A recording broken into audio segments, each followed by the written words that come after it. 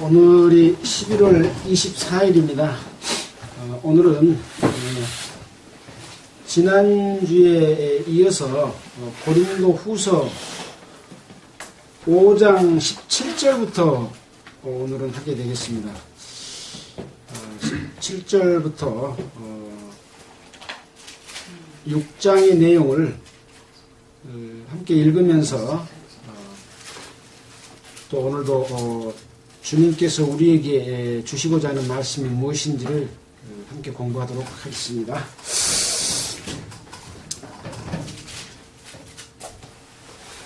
제가 먼저 읽겠습니다.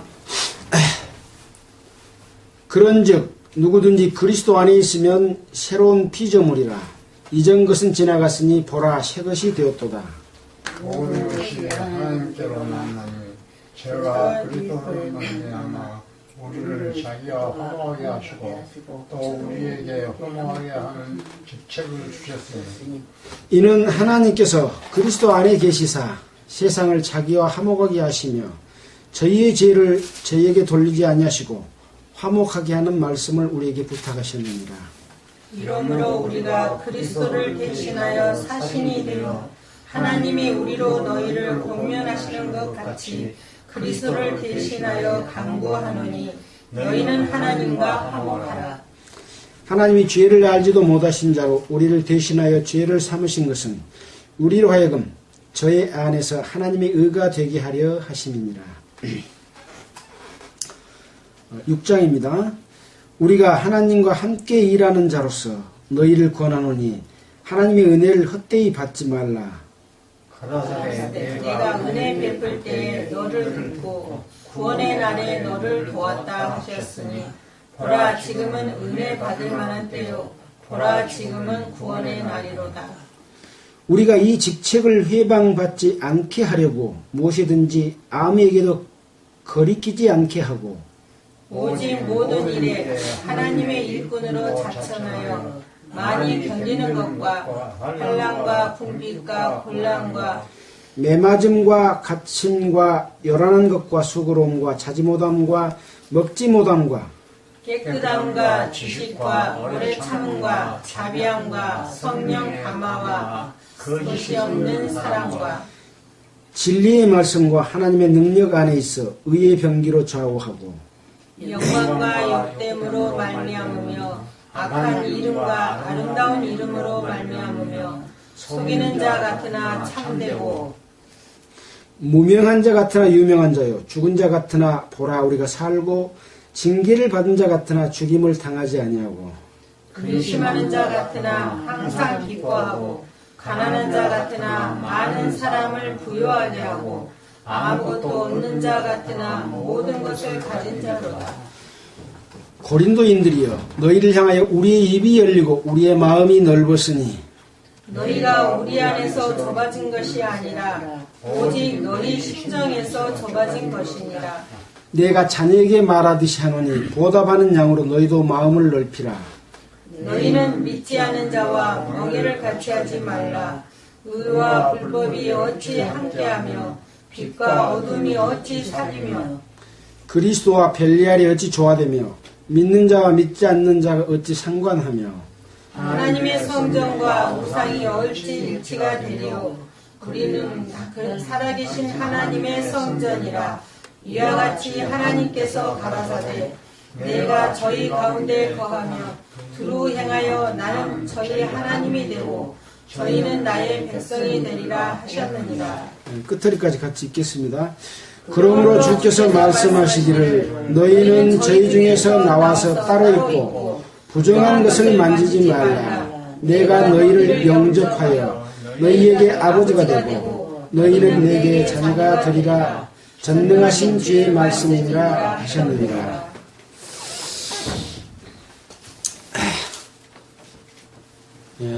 오늘 고린도 후서의 5장 17절부터 6장의 내용을 함께 읽었습니다. 지금 고린도 교회에는 수도한 사람들, 즉 복음의 사역을 생계의 수단으로 삼고 세상의 지식으로 복음을 변질시키고 또한 예수님을 십자가에 못 박혀 죽였던 유대주의자들과 같은 그 영향을 받은 사람들이 복음을 혼잡하게 하고 예수의 이름을 갖고 자기의 유익을 삼는 그런 사람들이 살고 있는 그런 그 지역이었습니다. 그래서 바울은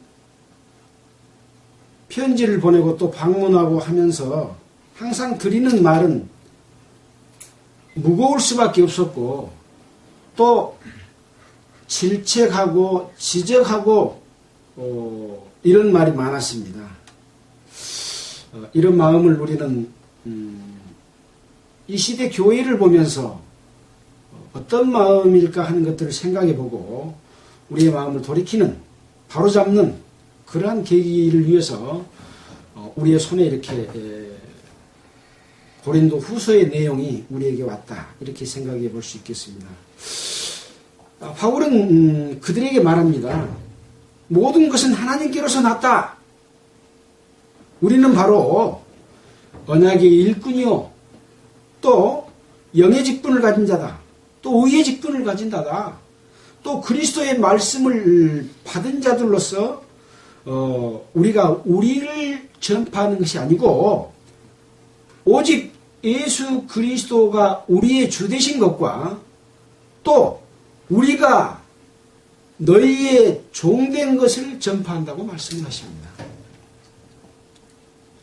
왜 이런 말씀을 드리냐 하면은 그들은 예수의 이름을 갖고 성도들의 종이 된 것이 아니라 성도들을 다스리고 부유하고 배부르며 왕노를 하는 그런 위치에서 있기 때문에 우리는 바로 너희의 종이다 라고 하는 바울이 몸소 실천하고 사도로서 역할을 한 것에 대해서 다시 한번 복음을 전하는 자들은 이렇게 살아야 된다.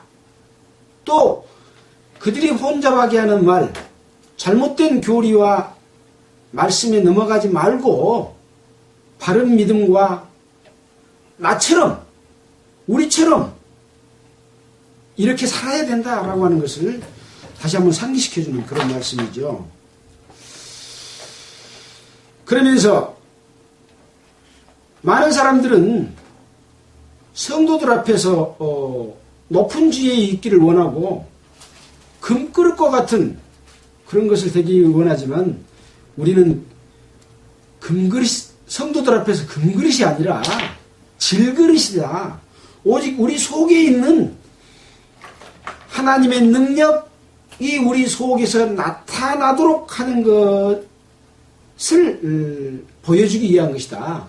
따라서 우리는 아주 연약하고 오직 예수 그리스도만 하나님의 능력만 정직히 하기 위해서 우리가 질그릇이다.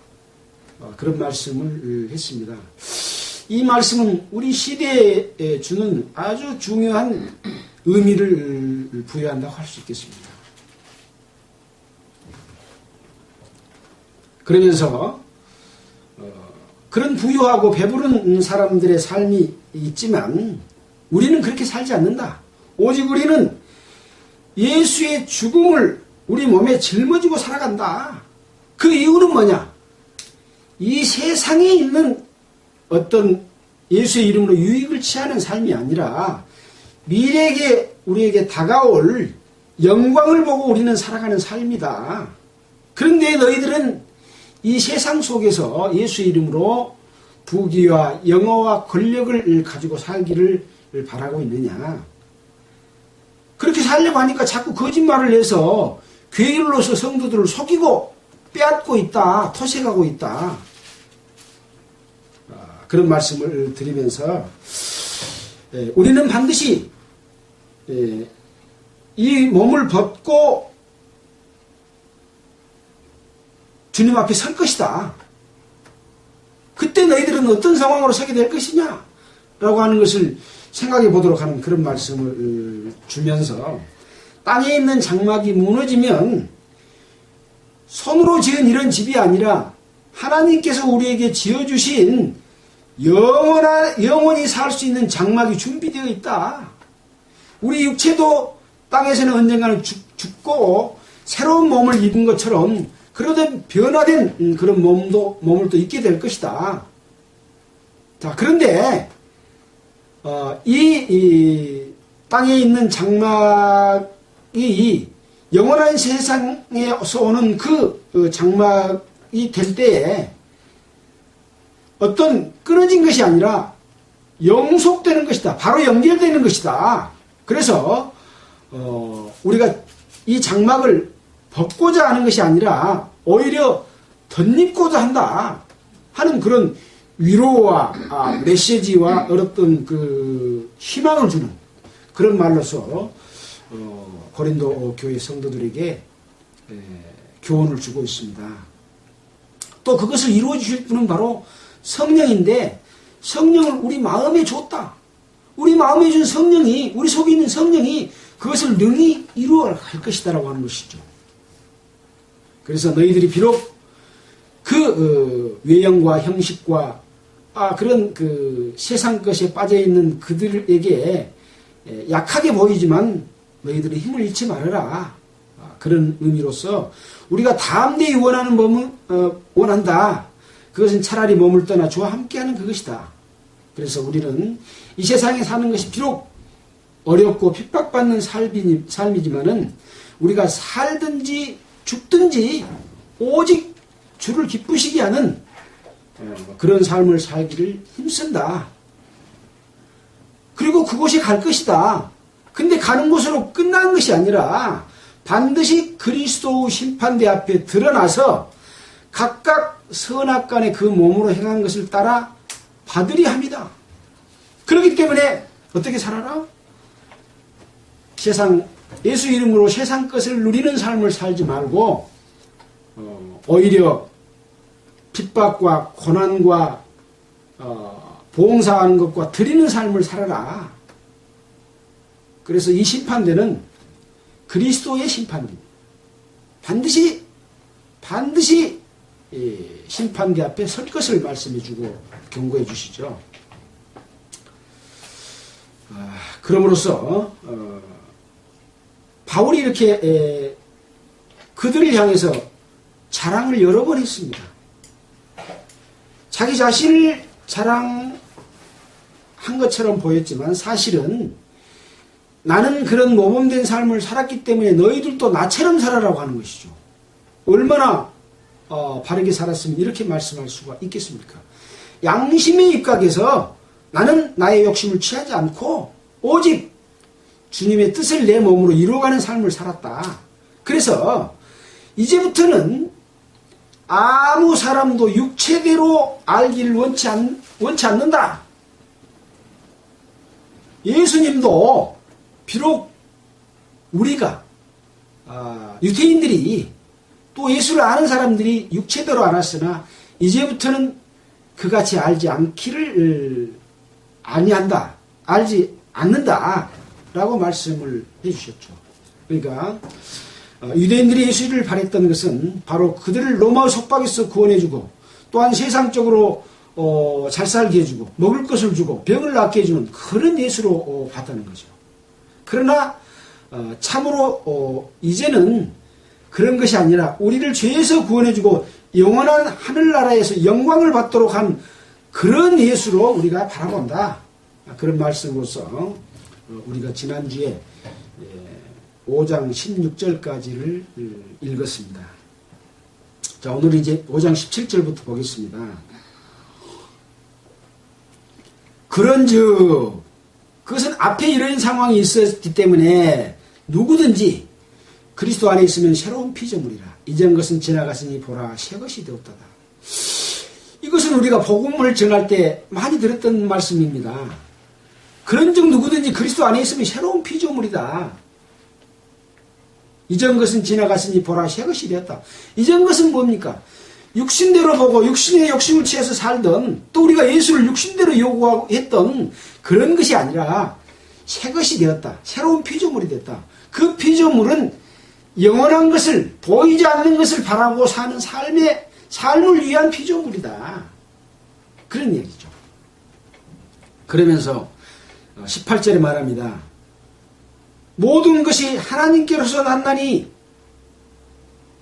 저가 그리스도로 말미암아 우리를 자기와 화목케 하시고 또 우리에게 화목케 하시는 직책을 주셨으니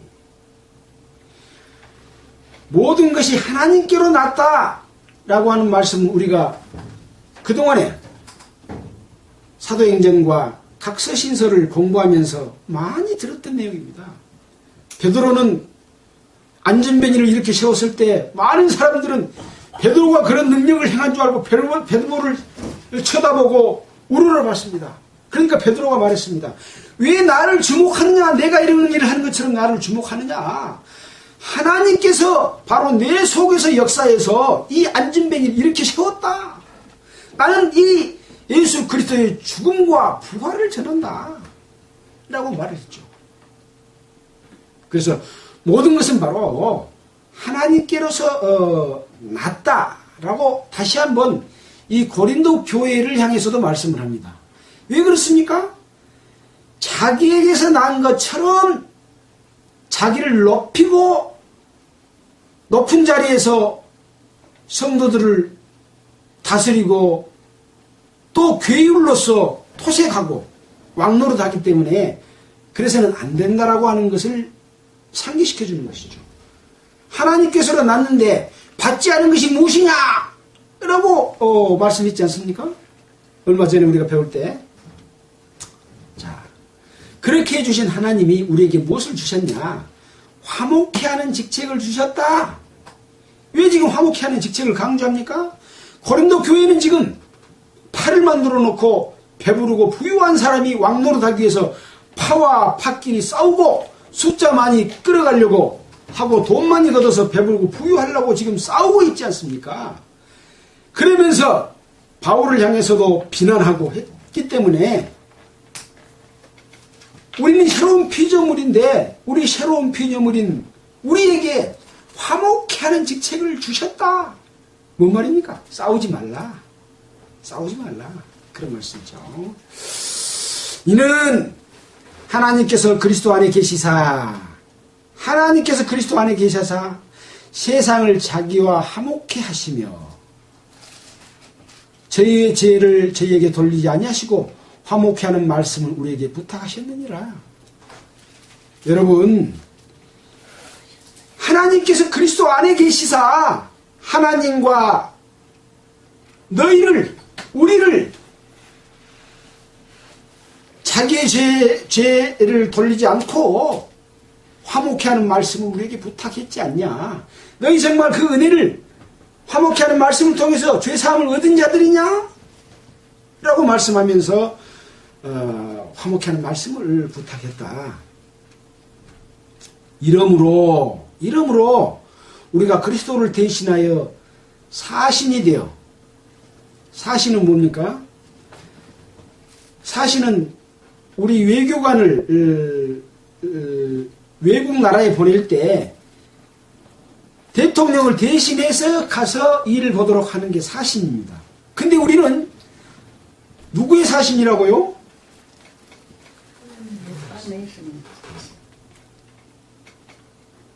그리스도를 대신하여 사신이 돼요. 하나님이 우리로 너희를 권면하시는 것 같이 그리스도를 대신하여 간구하노니 너희는 하나님과 화목하라. 우리를 대신해서 십자가에 못 박혀서 우리 죄를 용서 대신 지고 가신 그 예수 그리스도를 대신한 사신으로서 말하니 간구하노니 간절히 구하노니 너희는 하나님과 화목하라.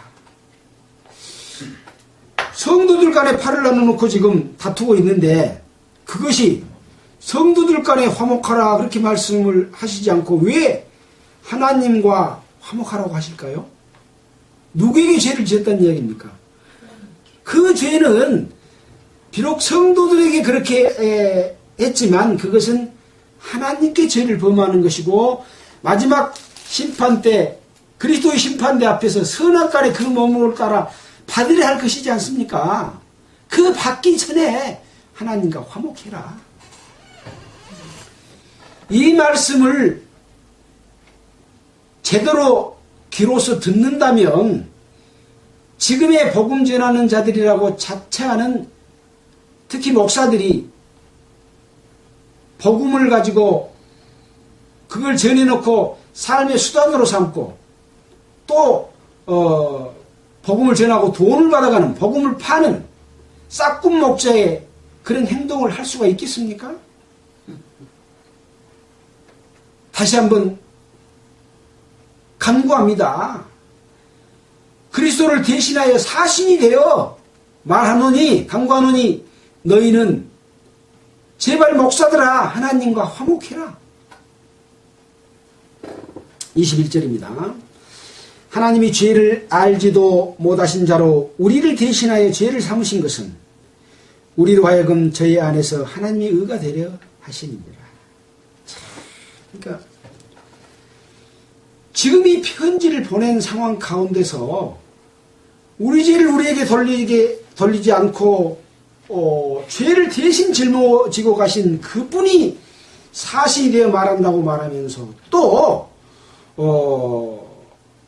죄를 알지도 못하신 자로 우리 죄를 대신하여 죄를 삼으신 것은 우리를 하여금 저희 안에서 하나님의 의가 되려 하고 하는 말씀을 하시잖아요. 복음을 들어서 다시 한번 양심의 호소를 하고 있습니다.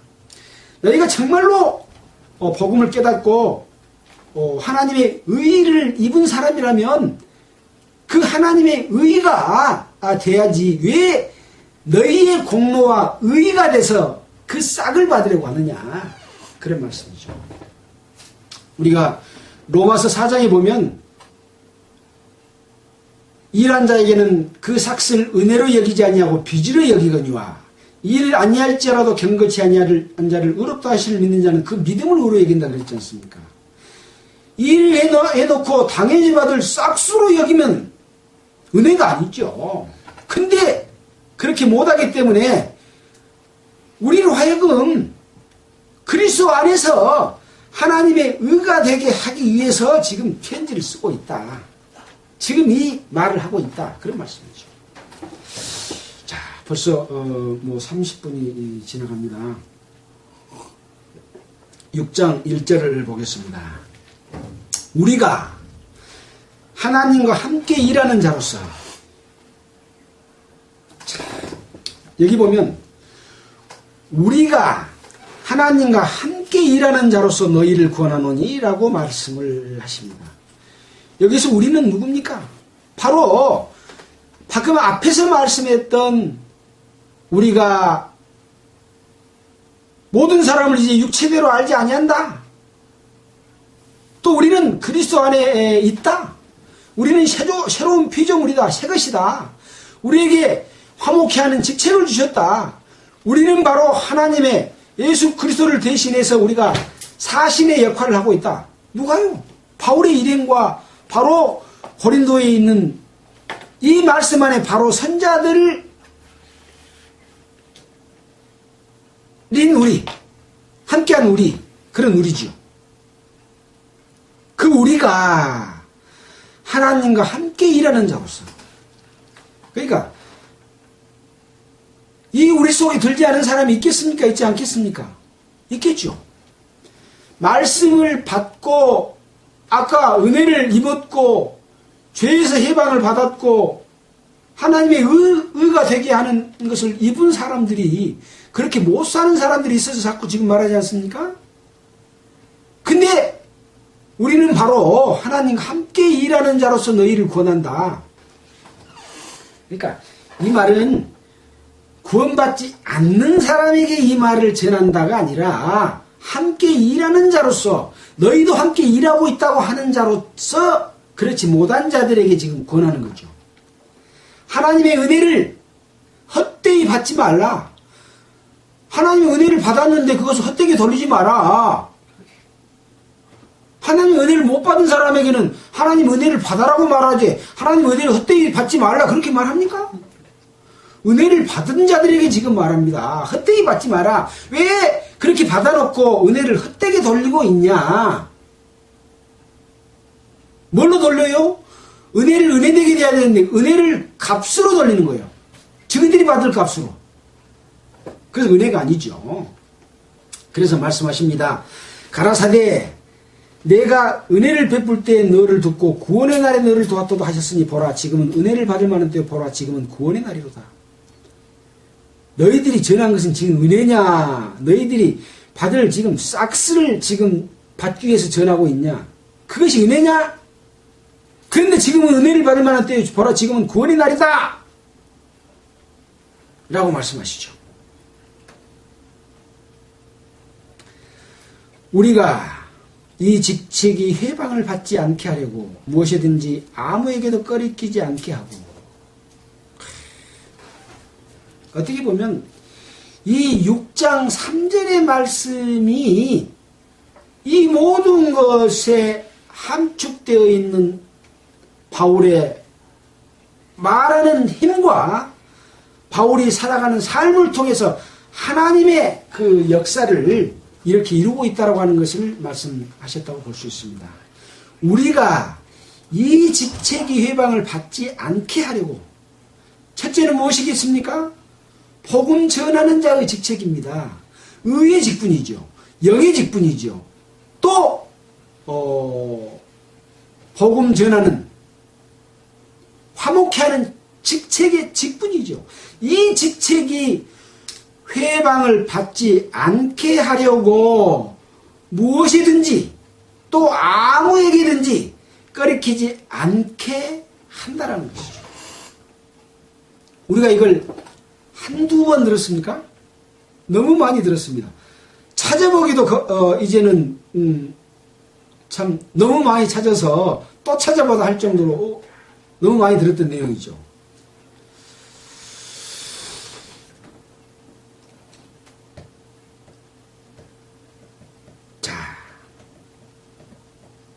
그러면 꺼리키지 않게 하고 어떻게 하는가? 한번 보겠습니다. 실천한 내용을 봐야죠. 그 이후로 4절부터 7절까지는 우리가 이렇게 실천했다 라고 하는 겁니다. 오직 왜? 이 직책의 회방을 받지 않게 하려고 오직 모든 일에 하나님의 일꾼으로 자천하여 스스로 천가하여 많이 견디는 것과 환난과 궁핍과 곤란함과 매맞음과 갇힘과 요란한 것과 수고로움과 자지 못함과 먹지 못함과 깨끗함과 지식과 오래 참음과 자비함과 성령의 감화와 거짓없는 사랑과 진리의 말씀과 하나님의 능력 안에 있어 의의 병기로 좌우하고 왜 이렇게 일일이 하나하나 많은 것을 실천했다고 자랑 삼아서 말씀을 하겠어요? 이 말씀 하나하나의 역사가 사도행전 속에 다 들어있습니다. 고린도 전후서에 다 들어있습니다. 데살로니가 교회에 보낸 편지 속에 들어있습니다. 로마 교회에 보낸 편지 속에 들어있습니다. 또 업중서신 속에 또 들어있습니다. 왜? 우리가 이렇게 실천했는데 너희들은 왜 그렇게 실천 안 하고 예수의 이름으로 배부르고 부유하고 왕노릇하냐? 그것 때문에 성도들 간에 서로 화목한 것이 아니라 불화되어 버렸다. 근데 그 죄는 성도들 간에 지은 죄가 아니라 하나님 앞에 지은 죄다. 정말 이 편지를 보내면서도 바울의 마음은 탔겠죠. 네. 자, 7절입니다. 8절입니다. 영광과 욕됨으로 말미암으며 악한 이름과 아름다운 이름으로 말미암으며 속이는 자 같으나 참되고 무명한 자 같으나 유명한 자요 죽은 자 같으나 보나 우리가 살고 징계를 받은 자 같으나 죽임을 당하지 아니하고 근심하는 자 같으나 항상 기뻐하고 가난한 자 같으나 많은 사람을 부유하게 하고 아무것도 없는 자 같으나 모든 것을 가진 자로다.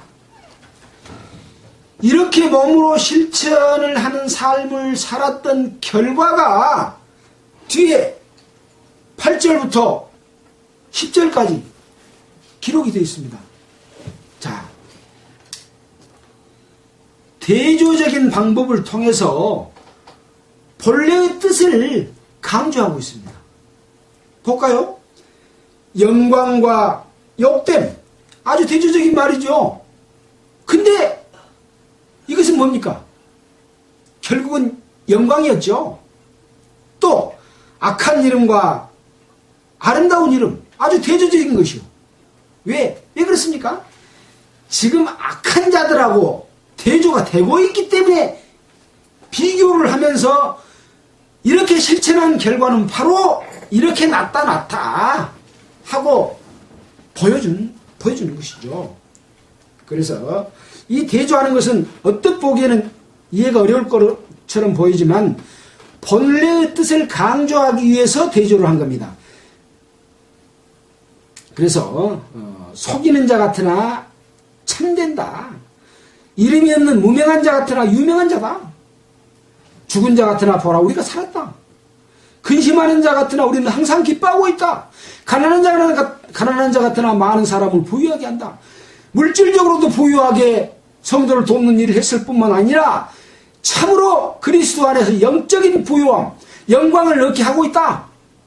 아무것도 없는 자 같으나 모든 것을 가진 자다. 여러분, 모든 것을 가진 자가 되고 싶지 않습니까? 먹이시게끔, 방금 그렇게 먹이시게끔 바울이 편지로 지금 쓰고 있습니다.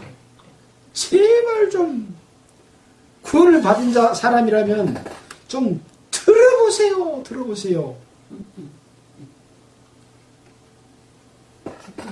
머리가 있어서 말이 동그리가 있는지 들었어? 참 구원을 받고 그 하나님의 은혜에 감사하고 그 죄를 없애준 그 예수 그리스도를 알았을 때 얼마나 감사하고 이 세상에 부귀영화를 다 준다고 할지라도 바꿀 수 없다 그런 마음이 없었습니까? 그 마음이 없었으면 그 사람은 구원받은 사람이 결코 아닙니다. 금은보화하고 구원을 받까요? 지금 이 사람들에게 말하고 있는 바울은 뭡니까? 세상이 금은보화하고 너희들이 지금 바꿔버렸다. 그것 때문에 말하고 있지 않습니까? 다시 지금 왜 복음을 자꾸 상기시키면서 화목해하는 직책 이런 것을 이야기하고 몸소 실천하는 삶이 무엇이라고 말해주고 있습니까? 그 복음을 상기하라는 겁니다. 그리스도의 양심으로 구원받은 양심으로 돌아오라는 것이죠. 그래서 11절에 말합니다. 고린도인들이여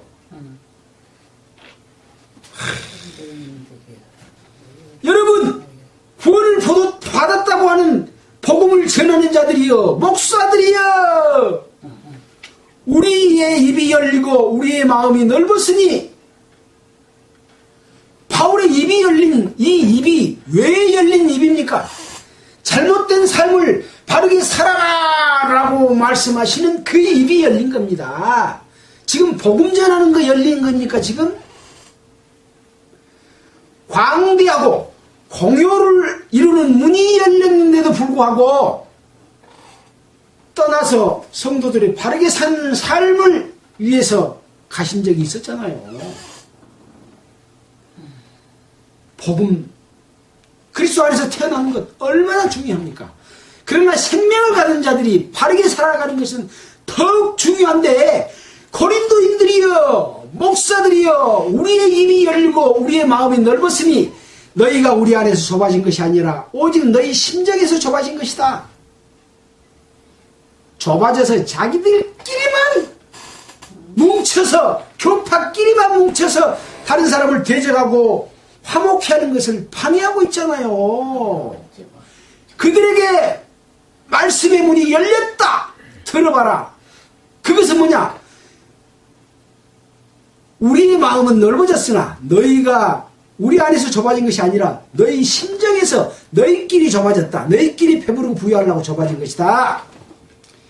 내가 사랑하는 자녀들에게 말하듯이 말하노니 복음을 전해준 우리가 지금 복음을 어디서 받았습니까? 자기들 스스로 깨달았습니까?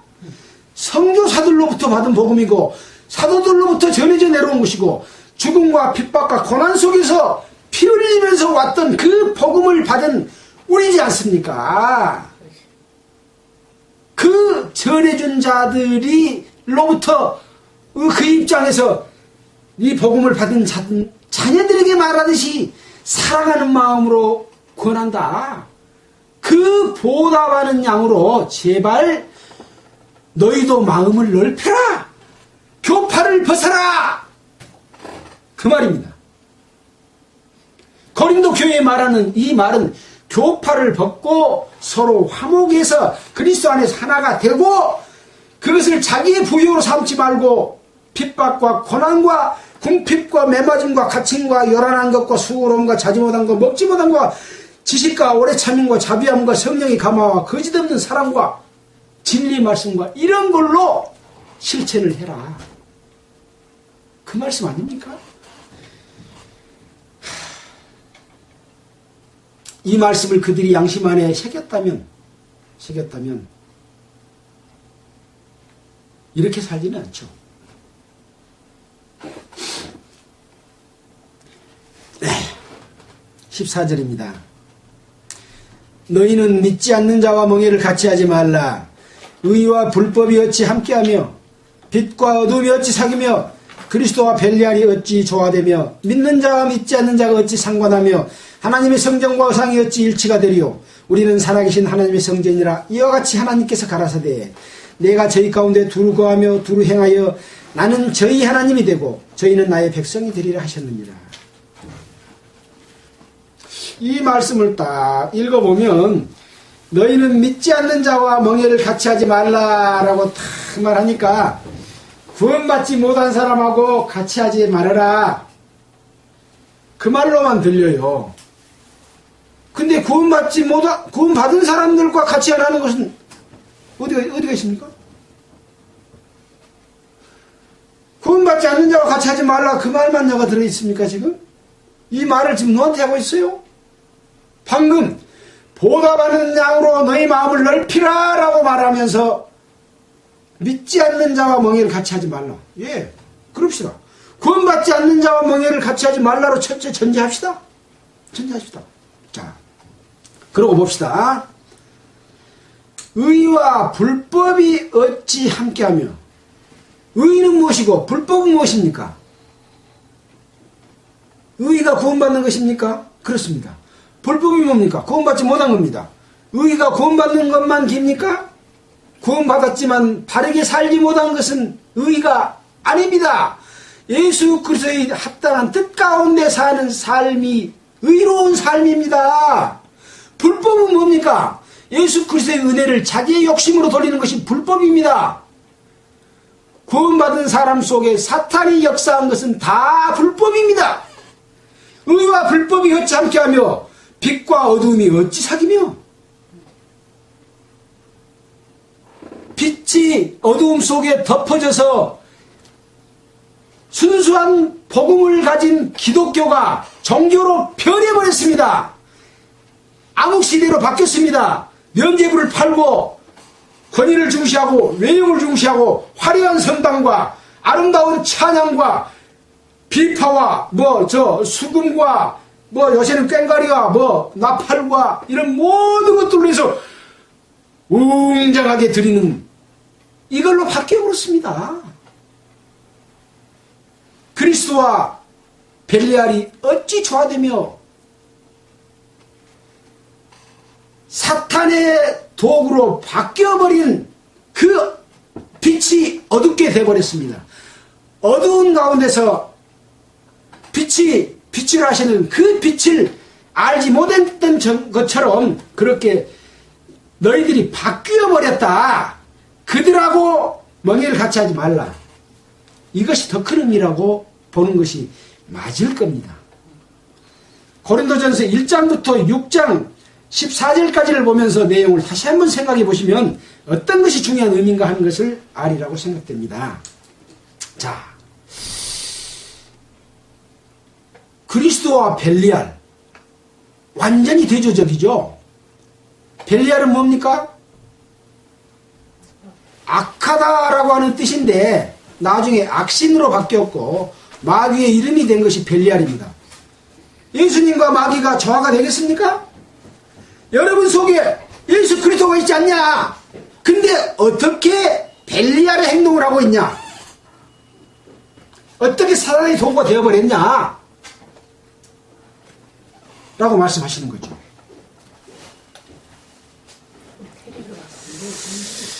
자, 그 다음에 믿는 자와 믿지 않는 자. 이 믿는 자도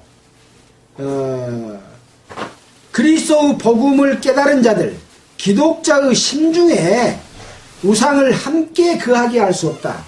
한 사람의 마음속에 예수와 우상을 겸하여 둘 수 없다. 그런 의미가 들어있습니다. 이 믿는 자는 그러니까 믿지 않는 자는 뭐냐? 구원은 받았지만은 믿음으로 살지 않는 자를 믿지 않는 자로 볼 수도 있습니다. 아까 전제는 구원 못 받은 사람이라고 일단 전제했습니다. 그러나 그 이면의 뜻이 더욱 중요하다. 믿는 자와 믿지 않는 자가 어찌 상관하며 하나님의 성전과 우상이 어찌 일치가 되려? 우리는 뭡니까? 하나님의 성전입니다. 우리 속에 하나님이 거하시고 우리를 통해서 역사하는 역사는 방금 어둠의 일이나 벨리알의 어떤 조화나 믿지 않는 자들의 행위를 하지 않는 그런 하나님의 성전으로서 그 삶이죠. 우상의 삶이 아니라는 것이죠. 일치될 수 없다고 하는 것이죠. 그래서 우리는 살아계신 하나님의 성전이라. 이와 같이 하나님께서 가라사대 내가 저희 가운데 거하며 두루 행하여 나는 저희 하나님이 되고 저희는 나의 백성이 되리라 하셨느니라. 자, 이 말씀 속에 지금 우리는 계속해서 우리, 너희, 저희 이 말이 계속해서 이 서신서 속에 나옵니다. 우리는 무엇입니까? 그리스도 안에서 거듭난 자들을 우리로 말하고 있습니다. 또 이 편지를 쓰는 그 주인공들입니다. 너희 그러면은 이 말씀을 받는 고린도 교회를 말하고 있고 또 고린도 교회 중에서 잘못 살고 있는 사람들도 너희 속에 포함이 됩니다. 왜? 돌이키라고 말씀해 주시고 계시기 때문에 포함되죠. 저희는 뭡니까? 아직 구원받지 못한 사람들입니다. 근데 저희는 구원받지 못한 사람들인데 저희 속에도 구원을 받았지만 잘못 사는 사람들도 포함이 되어 있다고 볼 수도 있습니다. 그래서 우리, 너희, 저희 하는 것들을 굉장히 중요하게 보면 그 대상이 나에게 해당된가 되지 않는가가 아주 중요하게 말씀을 읽을 수가 있죠. 자, 지금 16절에 인용된 말씀이 있습니다. 내가 저희 가운데 거하며 두루 행하여 나는 저희 하나님이 되고 저희는 나의 백성이 되리라.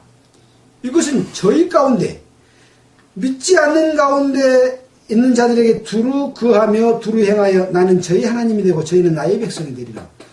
저희가 나의 백성이 된다. 아직 믿지 못한 자도 나의 백성이 된다는 그런 말씀도 여기가 들어있지 않습니까? 네. 자, 17절입니다. 그러므로 주께서 말씀하시기를 너희는 지금 누굽니까?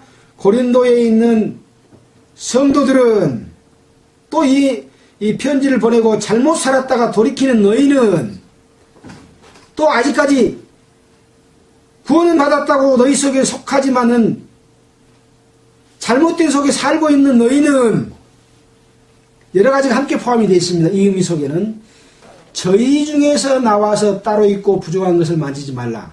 이 저희는 누굽니까? 앞에서 열간 믿지 않는 자죠. 또 어둠에 속한 자들이죠. 또 불법을 행한 자들이죠. 또 벨리알에 속한 자들이죠.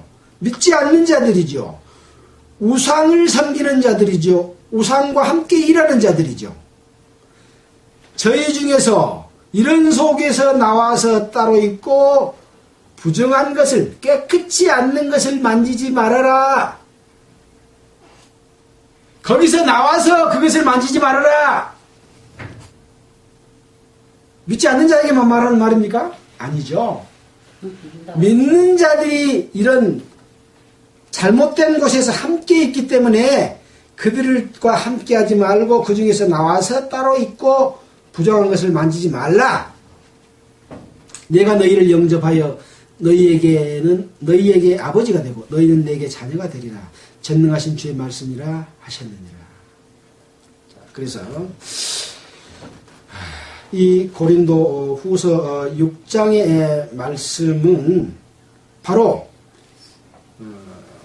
이 복음을 듣고 깨달은 자들이 팔을 만들어 놓고 복음의 사역을 생계의 수단으로 삼고 또 세상의 지식으로 복음을 변질시키며 또 유대주의자들처럼 사탄의 도구가 되어서 은혜를 율법으로 바뀌어 선한 행실과 바치는 것을 위해서 거짓말로 괴율하고 토색하는 그런 자들에게 바울 자신이 너희들이 바로 왜 자신이 그런 삶을 살면서 너희들이 그런 옳지 않는 삶을 살고 있느냐, 그리고 화목을 깨뜨렸느냐, 바로 여러분들은 바로 하나님 앞에 그리스도 심판대 앞에 설 것이다라고 말씀을 하시면서 구구절절 자신이 살아온 여러 가지 삶의 내용을 말씀하면서 그렇게 사는 삶을 삶으로 말미암아 아무것도 없는 자 같으나 모든 것을 가진 자다라고 거기서 돌이킬 것을 말씀해 주고 계십니다. 이 말씀은 바로 이 시대에도 똑같이 적용되는 그런 말씀입니다. 그래서 방금 14절 이후로 두 개를 비유하면서 말씀했던 것처럼 의와 불법, 빛과 어둠, 그리스도와 벨리알, 믿는 자와 믿지 않는 자, 하나님의 성전과 우상. 여러분은 어디에 속해 있냐? 그 잘못된 곳에서 나와서 더러운 것을 만지지 말라. 더러운 삶을 살지 말아라. 그렇게 말씀을 하고 계십니다. 우리는 그동안에 고린도전서 9장 12절로 18절에서 사도 권한을 쓰지 않는 바울의 삶을 우리가 배웠습니다. 바로 그런 삶을 살아라고 하는 것이 고린도전서 오늘 6장의 내용이라고 생각이 됩니다.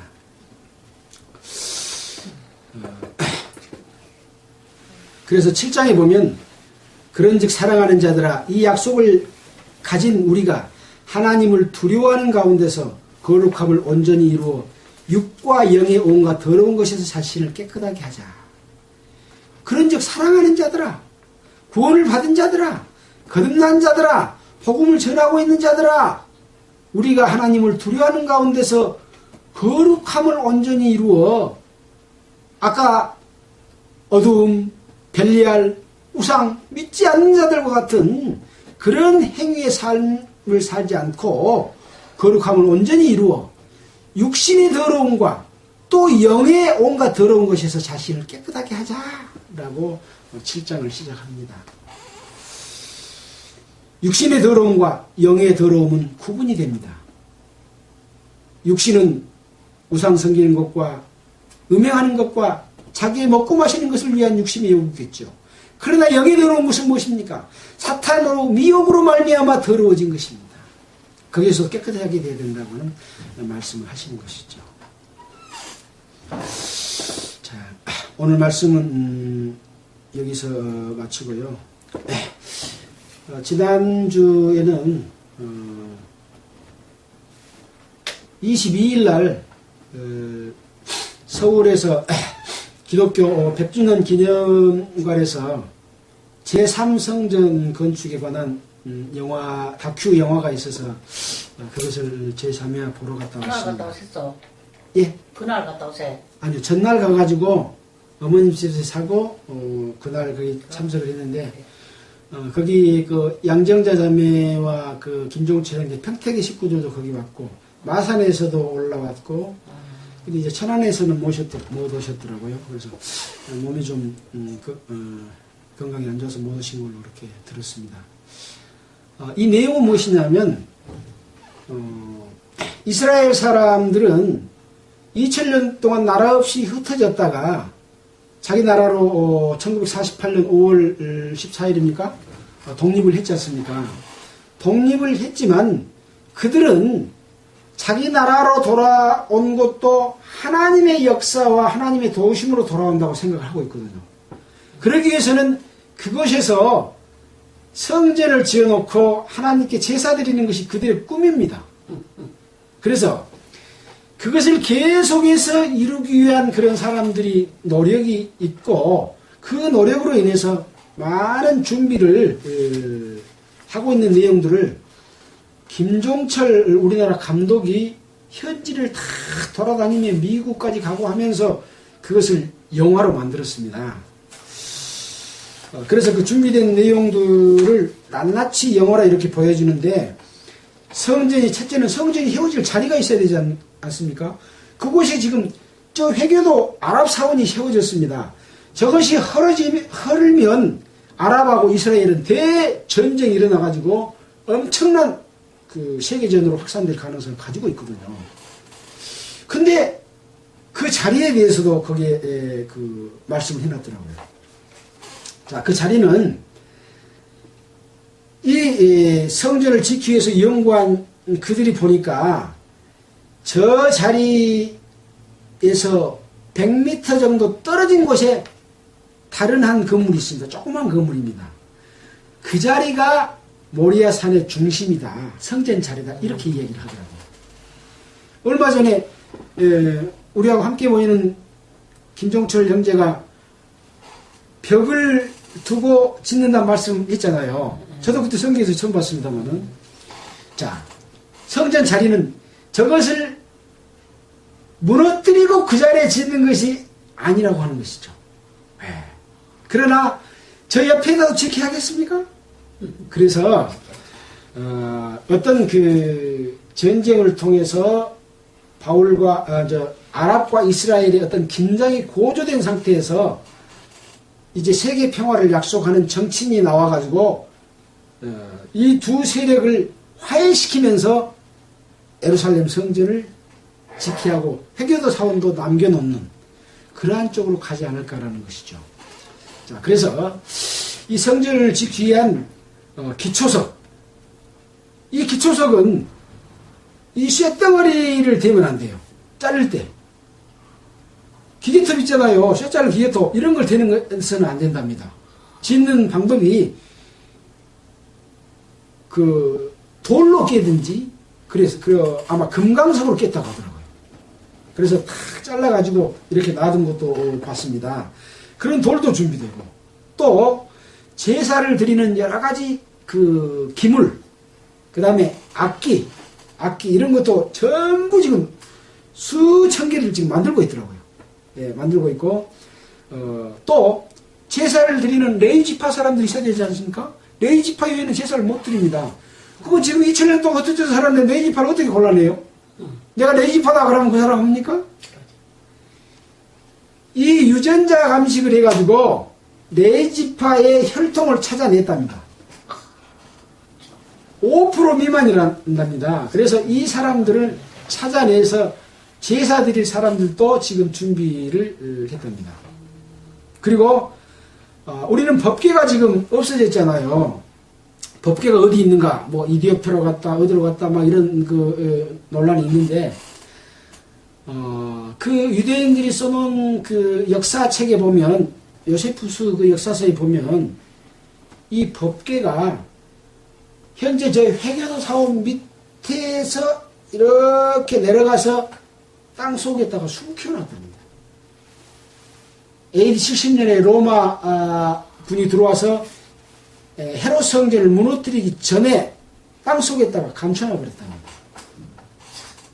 그래가지고 그것을 보니까 땅속에가 이런 그 문이 있어가지고 그 문을 열고 보니까 속에가 쫙 통로가 있는데 막 여러 가지 쓰레기들로 가득 차서 그것을 청소를 하고 있었는데 이스라엘 정부에서 그걸 못하게 막았답니다. 복귀가 나타나면 어떻게 되겠습니까? 굉장히 이스라엘 사람들이 동요하겠죠. 또 성전을 지어야 된다고 하겠죠. 아마 그런 측면에서 이제 전쟁을 원치 않는 이스라엘 세력들이 있죠. 그래서 이제 그 성전을 보는 두 가지 시각이 있습니다. 한쪽 이스라엘 사람들은 예루살렘 성전은 지어져서는 안 된다. 저걸 헐고 지어지면 우리가 불행할 수밖에 없다. 우리가 2000년 동안 나라가 흩어져 살았는데 겨우 돌아왔는데 전쟁이 일어나서 우리가 없어져 버리면 되겠냐. 그런 사람들이 있고 또 한 무리는 우리는 하나님의 택한 백성으로서 반드시 지어야 된다. 예루살렘을 찾고 그곳에 성전을 지어서 우리는 예배를 드려야 된다. 우리가 성전이 지어지고 지어지지 않는 문제는 우리에게 중요한 문제가 아니지요. 그러지. 우리는 하나님의 성전이지 않습니까? 그러지. 그 교회가 성전이고 주님이 재림하시면 진짜 성전은 공중으로 들림받습니다. 근데 문제는 뭐냐? 성경이 어떻게 되어 있는데 그 성경이 이루어지는 시대적 시점이 어느 시점인가를 알기 위해서 우리는 중요하죠. 성경이 뭐라고 얘기되어 있습니까? 예수님께서도 마태복음 24장에 보면은 이제 그 뭐라고 되어 있습니까? 이것도 기록을 안 해놨나? 멸망에 가져가는 것이 거룩하게 썩은 것을 보거든 예루살렘에 있는 성도들은 어떻게 하라 그런 내용이 있었죠. 그러면서 마지막 때 이런 일이 일어난다고 하는 말씀이 있었잖아요. 그 내용이 있는가 하면 또 쭉 기록을 해놨는데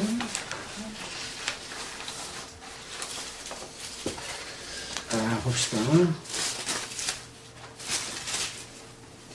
마태복음 24장 15절이고 시간이 거의 다 됐는데 잠깐만 그거 한번 보고 갈까요?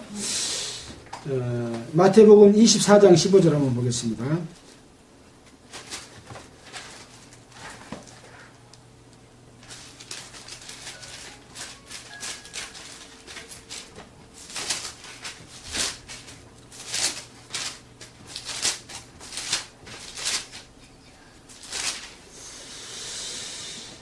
그러므로 너희가 선지자 다니엘의 말한 바 멸망하게 가져간 것이 거룩하게 선 것을 보거든 그때 유대에 있는 자들은 산으로 도망할지어다. 이렇게 쭉 이야기하면서 거짓 그리스도가 일어나고 성도들을 미혹해 하고 그때의 번개가 동편에서 나서 서편으로 번쩍인 같이 인자의 임함도 그러하리라. 또 그날 환란 후에 즉시 해가 어두워지며 달이 빛을 내지 아니하며 별들이 하늘에서 떨어지며 하늘의 권능들이 흔들리리라. 그때 인자의 징조 하늘에서 보이겠고 그때 땅의 모든 족속들이 통곡하며 그들이 인자가 구름을 타고 능력과 큰 영광으로 오는 것을 보리라. 이렇게 말씀했잖아요. 그러니까 이것이 성전이 지어진 것을 보면 이런 일이 일어날 것이고 어떤 환란이 일어나고 그때 예수님께서 구름을 타고 큰 영광으로 올 것을 보게 될 것이다. 그렇게 말씀하셨죠. 또 데살로니가 후서 2장 1절로 8절을 보면 형제들아 우리가 너희에게 구하는 것은 우리 예수 그리스도의 강림하심과 우리가 그 앞에 모임에 관하여 혹 영으로나 말로나 우리에게 받았다는 편지로나 주의 날이 이르렀다고 시동심하거나 두려워하지 않는 그것이다. 그러니까 예수님의 재림을 이루어질 것이라고 해서 두려워하거나 동심하지 말아라. 그러면서 뭐라고 말했냐? 아무렇게 하여도 너희가 미혹지 말라. 먼저 배도하는 일이 있고 불법의 사람 곧 멸망의 아들이 나타나기 전에는 이르지 않는다. 저는 대적하는 자라 범사에 일컫는 하나님이나 숭배받는 자 위에 뛰어나 자존하여 자기 스스로 높아져가지고 성전에 앉아서 자기를 보여 하나님이라 하느니라 그렇게 말한다고 그랬잖아요. 어디에 앉아서요? 성전에 앉아서. 그럼 성전이 없으면 어떻게 성전에 앉아요? 그래서 성전이 지어지게 되는 것이죠. 그래서 이 성전이 지어지게 되는 것에 대해서 우리가 알 것은 뭐냐? 마지막 때 주님이 재림할 때가 가까워 왔다고 하는 것이죠. 그래서 우리는 시대를 분별함으로 말미암아 우리가 어떻게 살아야 될 마음가짐을 갖는 게 굉장히 중요하지요. 그래서 우리는 거기에 관심이 있는 것이죠. 예. 우리 주변에 많은 사람들이 아직 구원을 받지 못하고 세상 가운데 살고 있고 세상이 마르고 닳도록 사라질 걸로 배부르고 부유하게 살기를 원해서 열심히 일하고 있습니다. 그러나 어느 날 갑자기 주님이 오시면 그 모든 것이 예비한 것이 누구 것이 되겠습니까? 다 버려지고 불타버릴 것이지 않습니까? 그래서 없어지지 않은 영원한 하늘나라의 시민권, 하나님의 자녀가 되도록 우리가 전도하는 것이 우리에게 남아있습니다. 이것은 이론이 아니라 실제 그렇다는 것을 뭘로 보여줍니까? 예루살렘이 성전이 건축되어진 것을 통해서 우리는 다시 한번 경각심을 받는 것이죠. 우리가 이런 시기에 마음을 모아야 되겠다. 그런 교훈으로 삼기 위해서 그 말씀을 드렸습니다. 또 구원받는 사람들에게는 오늘 우리가 배운 말씀처럼 그렇게 살지 말고 정말 그리스도 안에서 우리에게 새로 주신 계명인 서로 사랑하라는 것을 이루어가는 삶을 살도록 하는 그런 교훈을 받아야 되겠죠. 마치겠습니다. 기도하겠습니다. 하나님 아버지 참으로 감사를 드립니다.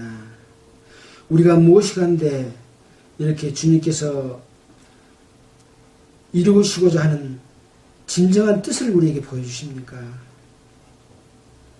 우리에게 주님의 능력으로 역사하셔서 참으로 이 말씀을 받아들이기를 원하는 사람들에게 우리가 도구가 되어서 질그릇이 되어서 주님의 그 능력만을 전할 수 있도록 사용되기를 간절히 바라고 원합니다. 또 우리와 마음을 함께하기를 원하는 사람들 가운데 주님 함께 하셔서 비록 거리가 멀리 떨어져 있지만 서로 하나 되어 주의 뜻을 이루도록 도와주시옵소서. 사탄은 우는 사자들처럼 서로 갈등하게 하고 쪼개고 여러 가지 이론들을 전개하면서 주님의 바른 뜻을 회방하고 있습니다. 주님이 저희들을 그 가운데 지켜주시고 오직 주님의 역사를 이루는 자들이 되도록 도와주시옵소서. 우리 구주 예수님 이름으로 기도했습니다. 자, 찬송가 340장 하겠습니다. 찬송가 340장입니다. 안녕하세요.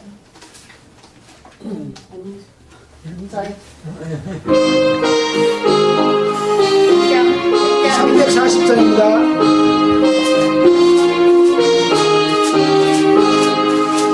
구주의 수제함 재미 기쁜 일을 새 허락하신 받았으니 의심 아직 없도다. 예수의 소민을 거서